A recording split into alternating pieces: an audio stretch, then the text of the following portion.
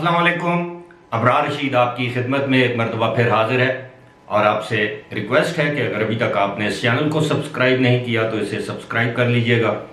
जो bell icon है उसको ज़रूर प्रेस कीजिएगा। आपका बहुत बहुत शुक्रिया। ख़वातीन व हज़रात नाज़रीन, अपने 3 साल और 7 महीने 22 दिन की हुक्मरानी के दौरान साबिक़ वज़ीर आज़म इमरान खान ने कितनी मरतबा ये कहा होगा कि मैं NRO नहीं दूंगा, कुछ भी हो जाए मैं अपोजिशन को, चोरों को, डाकुओं को NRO नहीं दूंगा।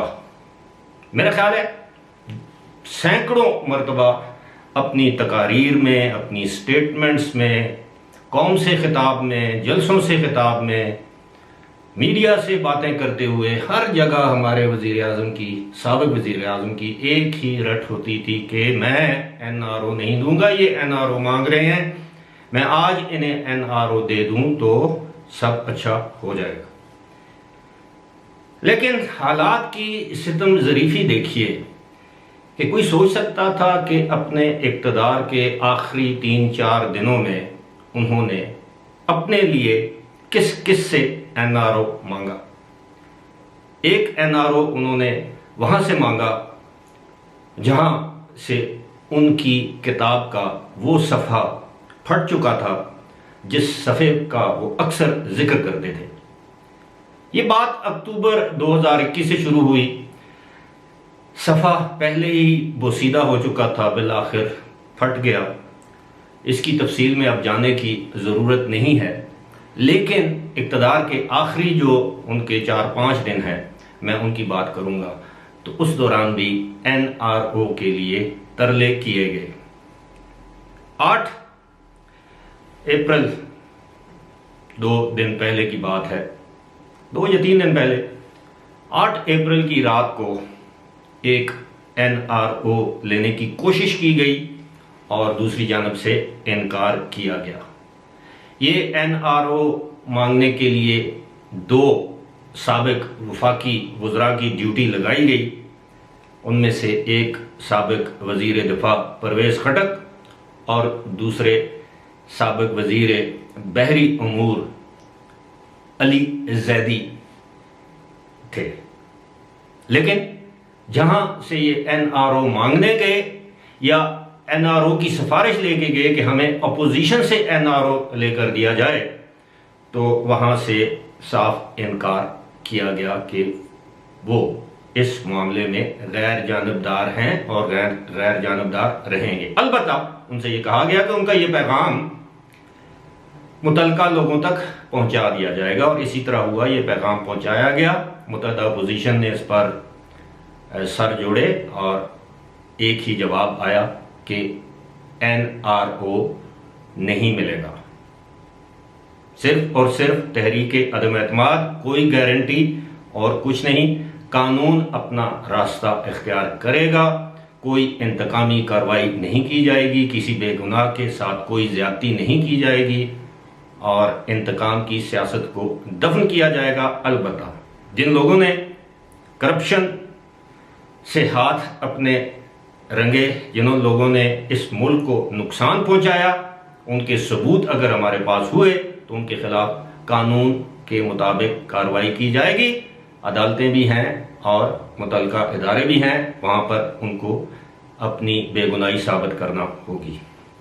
बात यहीं ख़त्म नहीं होती। इसके बाद बिलावल भुट्टो जरदारी को एक टेलीफोन कॉल आती है और वो ज़ाहिर है अकेले नहीं थे। ये जब टेलीफोन कॉल आई तो उनके साथ उनकी पार्टी के कुछ सीनियर रहनुमा बैठे हुए थे।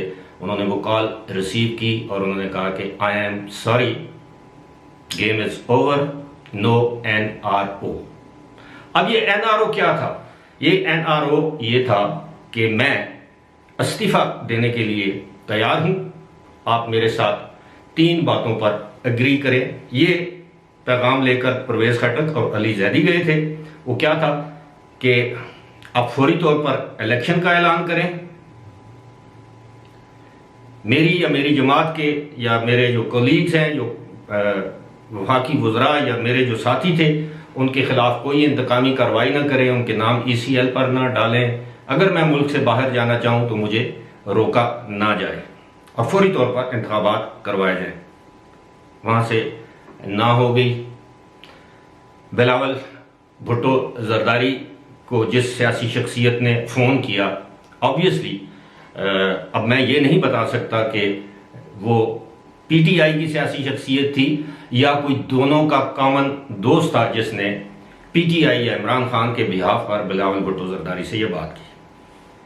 یہی نہیں، کچھ لوگوں نے سابق صدر آصف علی زرداری سے رابطہ کیا اور کہا کہ یہ 3 شرائط ہیں، استعفے کی صورت میں وہ مستعفی ہو جائیں گے اگر آپ یہ 3 شرائط مان لیں. اگر آپ فوری انتخابات کا مطالبہ نہیں بھی مانتے تو یہ جو انتقامی کارروائی اور ECL والی جو شرائط ہیں، یہ اگر آپ مان لیں تو کپتان اس وقت کی وزیر اعظم مستعفی ہو جائیں گے. اس کی ہم آپ کو گارنٹی دیتے ہیں.